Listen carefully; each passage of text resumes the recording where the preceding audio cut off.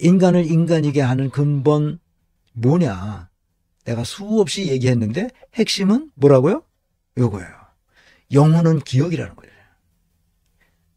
우리가 치매 걸려, 노인이 되면 치매 걸려 아들이 가도 무슨 누군지 모르잖아. 그런 사람이 있대. 우리 집안에는 아직 없었는데 아들도 못 알아봐. 그런 부모가 있다 그러잖아. 그러니까 기억이 사라진 거예요. 그러면 영혼의 능력을 발휘할 수가 없어요.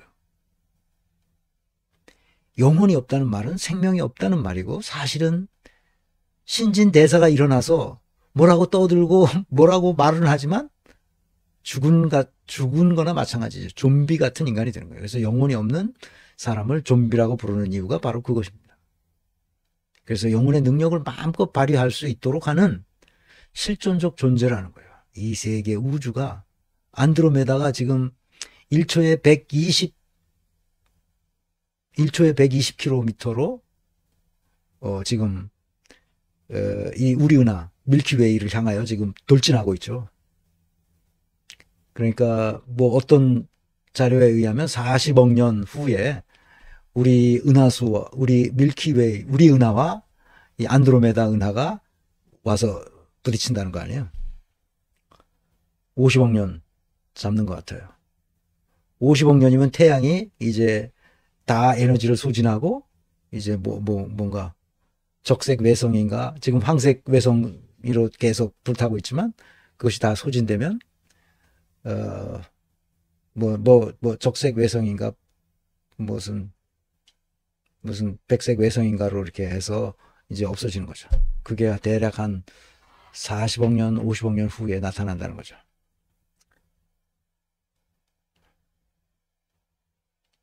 안드로메다 은하는 우리 은하에 비해서 2배가 더 큰 은하라고 하죠. 그러니까 우주가 어디까지인지를 알 수 없어요. 천문학자도. 그러니까 무한대이긴 한 것 같은데 무한대가 어디까지인지 모르잖아. 지금 천문학이 발전해가지고 그걸 대강은 아는데 나중에 얘기합시다. 이거 나도 그 천체에 대해서 관심이 많아서 내 이상한 데 관심이 많은 사람이야. 그래서 요거 인생의 의미를 생각하다 보면 이 우주를 생각하지 않을 수가 없어요. 그래서 이 세계에 대한 의미와 가치, 목적, 이 얘기를 내가 할 때는 항상 이 우주를 생각합니다. 칼 세이건이 쓴 코스모스와 그 안에 안드류인가 내 이름을 다 앤드류? 앤드류인가 뭐 하는 최근에 나온 코스모스가 있잖아요. 그 40년 만에 나온 그 책도 보고 그러면서 인간이란 무엇인가를 생각하죠. 세계에 대해서 의미와 가치와 목적을 부여하는 존재인 거예요. 내가 왜 이 얘기를 하느냐? 이런 인간이 무엇인지를 모르는 사람들이 정치를 하고 있다는 거예요. 생명이 없는 좀비 같은 인간들이 윤상현이나 추경호나 한동훈이나 고위 공직자는 말할 것도 없고 정치한다는 놈들이 전부 권성동이나 이런 놈들이 다 좀비 같은 놈들이란 말이에요. 그러니까 이걸 어떻게 제거할 것인가? 어떻게 수거할 것인가? 정치판에서 수거하다가 너는 그냥 네가 장사해서 먹고 살아라.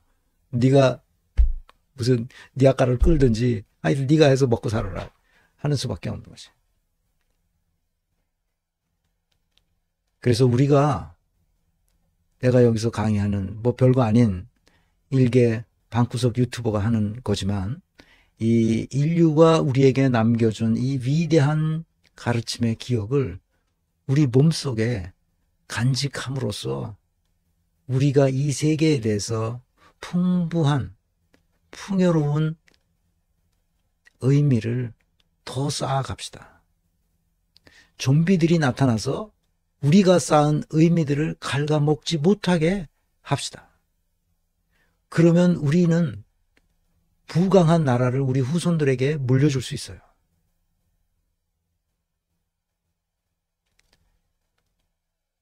봅시다 이제. 요 세 개의 삼위일체가 있다고 제가 얘기했는데 요 첫 번째 삼위일체가 가장 중요합니다. 여기서부터 시작이니까. 말을 거짓말을 하면 첫 번째부터 끝나는 거예요. 그 다음에 두 번째, 세 번째는 나갈 것도 없어요. 여기서 끝나기 때문에.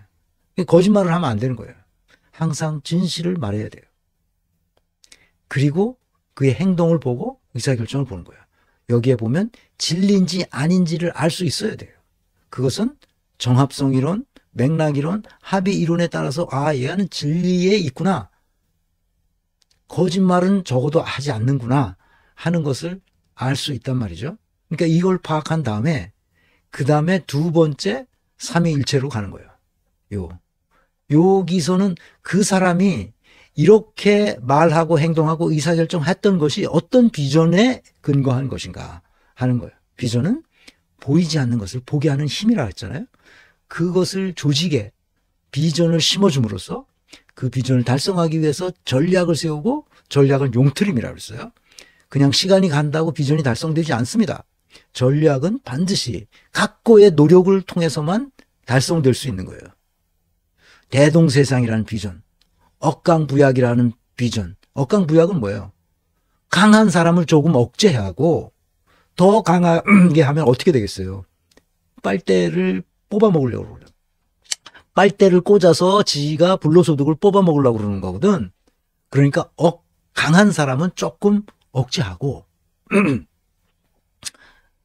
아주 이 빈곤한 사람들을 조금 도와서 우리 사회 전체가 대동세상이 되도록 하자 하는 그 비전을 실현하려면 어떻게 그렇게 해야 할지를 전략을 세워야 된다는 거예요. 그 전략을 위해서 조직이 서포트 해줘야 돼요. 전략은 반드시 용트림을 해야 되기 때문에 그래요. 용트림 한다는 게 굉장히 어려운 일이죠.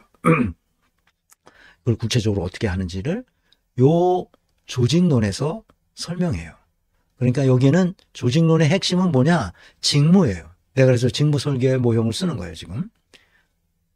여기서 그 사람이 어떤 사람인지를 첫 번째 삼위일체에서 알 수 있으면 그것은 성취예측 모형에 따라서 그 사람이 어떤 영향 요소를 어느 정도로 발휘한다는 것을 알 수 있게 되는 거죠. 그리고 여기서는 직무를 이해함으로써 아, 이 사람이 어떤 비전을 어떻게 실현하려고 하는구나. 그러기 위해서 자신의 조직을 어떻게 세팅하는구나 하는 것을 보면 알 수 있죠. 이것을 제대로 할 수 있는 사람이 누구라고 내가 계속 얘기하죠? 이재명인 거예요. 마지막. 그렇게 조직을 맡은 사람은 구성원들로부터 신뢰를 얻어야 되는 거예요. 신뢰를 얻어야 그 다음에 희망을 말할 수 있어요. 신뢰를 얻지 못하고 희망을 말하면 뻥튀기를 하는 거예요. 뻥을 치는 거예요. 거짓말을 하는 거죠. 그 대표적인 사람이 누구냐? 이낙연이에요. 이낙연은 구성원들에게 신뢰를 얻지 못했는 데다가 자기가 신복지 제도를 만들어서 하겠다는 거야. 아니 전남에서 하지 그러면 전남 두시살 했잖아. 근데 거기서 아무것도 안 하다가 이제 대선에 나오려고 그러니까 신복지를 하겠다는 거야. 이것을 뭐라 그러냐? 빌어먹을 놈이라는 거야. 거짓말을 했다는 거야. 평생에 자기가 꿈꾸던 것을 대선에 나와서 나도 이렇게 계속 하겠다 하면 그건 신뢰할 수 있지. 왜? 전남에서 했잖아. 한 걸 보여줬잖아. 그래서 전남이 잘 됐잖아. 그랬으면 누구라도 믿지. 애시당초 그 말서부터 행동서 여기서부터 신뢰를 얻지 못했어. 여기서부터 거짓말만 했던 놈 아니야. 그러니까 뭐라고 떠들어봤자 소용이 없는 거야. 믿질 않지. 그러니까 나노 경영 플랫폼을 리더십을 발휘하는 데서 굉장히 중요하다. 그래서 맨 첫 번째를 뭐라 그러냐? 그건 인사론적인 역량을 진단하고 인사평가를 제대로 할 수 있도록 우리가 공부하는 것이고, 두 번째 삼위일체는 뭐냐? 조직론이에요. 조직론에서 핵심은 코어는 그 원자 알갱이는 조직론의 원자 알갱이는 직무야. 직무를 이해해야 돼. 그 직무의 배열이 조직이야. 그러니까 조직은 직무들의 집합이라고 말할 수 있어. 그런데 실제로는 그거는 개념적으로 그런 거고, 사람이 그 직무 하나하나 외부에서, 조직 외부에서 데려다가 앉혀서 그 일을 할 수 있도록 해줬을 때 조직이 완성되는 거죠. 출발은 직무들에서 출발하는 거죠. 이해하셨죠, 이제? 그 다음에 마지막 세 번째, 이거는 리더십 이론이야. 어떻게 해야 조직이 높은 생산성과 창의성을 발휘할 수 있게끔 리드할 것이냐 하는 것이 신뢰와 희망과 단호다. 이런 얘기입니다. 아시겠죠? 그러니까 우리가 이런 일을 직접 하지 않더라도 정치인이, 중요한 고위 공직자가 이런 일을 하고 있는지를 관찰하고 있으면 돼요. 아시겠죠? 자, 이제 제 강의는 다 끝나갑니다. 부탁 말씀드립니다. 건민회에 가입해 주세요. 건민회에 가입하는 방법을 알려드립니다. 첫 번째, 제 강의 밑에 들어가면 이 유튜브 아이콘이 있어요. 요 아이콘. 요 아이콘이 요렇게 돼 있죠. 요놈이 아이콘이잖아. 여기를 누르면 돼. 제 강의 안 밑에 내려가면 요 아이콘이 나옵니다. 그걸 눌러주세요. 그러면 이게 튀어나와요. 이렇게 팝업이 튀어나와요. 그럼 뭐라고, 제가 여기다 뭐라고 또 한 그 십몇 분 떠들어요. 건강한 민주주의 네트워크가 뭐라니까. 그걸 떠들어요. 그러면 다 들어도 되고 안 들어도 내가 맨날 하던 얘기예요. 그러니까 그 다음에 여기를 선택하세요. 여기에는 정직서부터 쭉 나와요. 그러니까 여러분 형편에 따라서 하나를 선택하세요. 그 다음에 요거를 눌러주세요. 요 세 번째로 요걸 눌러서요. 가입 누르시면 됩니다. 그러면 팝업이 떠요. 요걸 하나 떠요. 요렇게 떠요. 요런 팝업이 뜨니까 여기, 근데 이 팝업이 떠서 뜰 수 있으려면 구글에 그 로그인이 돼서 구글의 회원이 돼야 돼요. 구글을 내가 저거 하겠다. 구글을 내가 구글에 들어가겠다. 거기선 돈 안 내요. 그러니까 구글에 그 로그인 될 수 있도록 하면 돼요. 구글 계정을 하나 가지고 있으면 돼요. 그러면 그 뭡니까? 거긴 돈 내는 게 없어요. 뭡니까? 그 메일, 자기 메일도 구글 메일을 쓸 수 있어요. 그러니까 미리 해 놓으시기 바랍니다. 그러면 그래서 구입하라고 그래. 그래서 그 담배 한 달에 커피 한 잔 값으로 내가 구입하겠다. 그러면 구입을 눌러줘요. 네 번째로. 이게 다 된 거예요. 그래서 진짜 내가 그 회원에 가입했는지를 보려면 댓글을 한번 써보면 돼요.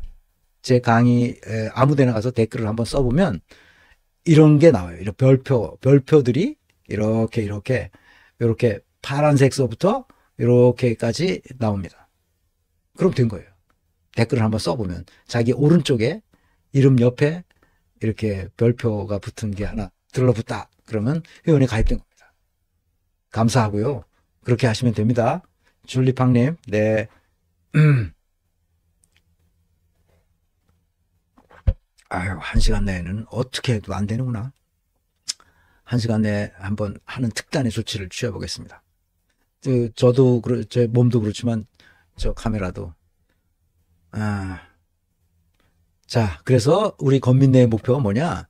건강한 민주주의 네트워크 장기 목표는 정경, 사교국, 이 5분야를 민주화시킨다는 거예요. 그러면 분명하게 말씀드리지만 우리가 동아시아에서 스위스를 능가하는 나라가 됩니다. 그러면 세계인들이 한국을 부러워하고 한국을 찾아오죠. 찾아와서 여행하고 같이 사귀고 그런 일이 분명한 빠른 시간 내에 나올 겁니다. 많은 분들이 가입해 주시기를 간절히 바랍니다. 이 가입한 사람들, 이 건민내 회원을 중심으로 앞으로 이 인사조직론을 체계적으로 가르치는 워크숍, 컨설턴트 수준이 될 수 있도록 가르치는 오프라인 워크숍을 기획하고 있어요.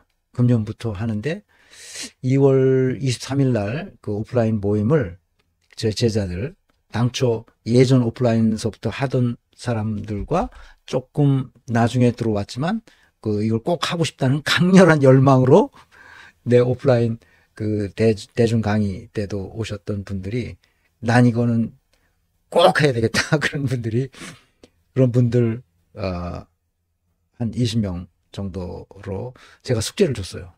숙제를 해서 이제 다음 주인가? 다다음 주인가? 모르겠어요.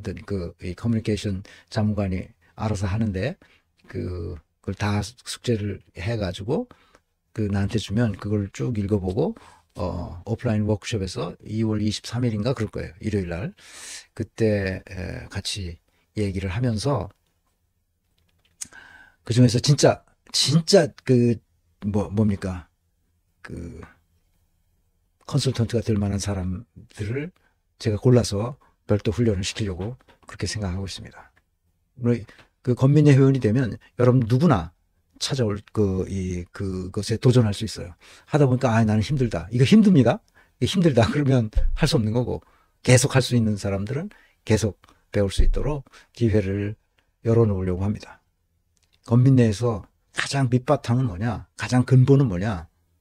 관존민비 사상을 없애버리는 거예요. 여기서 벗어버리고 민존관비 사상으로 가는 겁니다.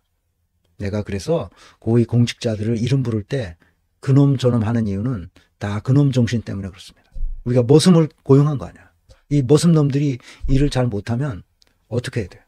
내쫓아야죠. 우리가 세경을 주고 있잖아. 옛날에 머슴을 부렸으면 일을 잘하면 다 그 이웃 동네에서 그 처녀를 다 이렇게 선보게 해가지고 거기서 그 시집 장가를 다 가게 해서 그 집도 마련해서 그 동네에서 살게 해준다고. 그래서 그 일만 잘하면 뭐 얼마든지 이렇게 해주죠. 동네 어른들이 그렇게 합니다. 그래서 우리가 머슴을 지금 고용했다 이렇게 생각하는 이 정신을 잊지 말아야 됩니다. 자, 여기까지 제 얘기고요. 다음 시간에는 다른 이벤트가 없는 한 삶의 풍요로움의 의미, 이게 뭐냐? 여기서 중요한 것은 조직이 어떤 역할을 하느냐 하는 겁니다.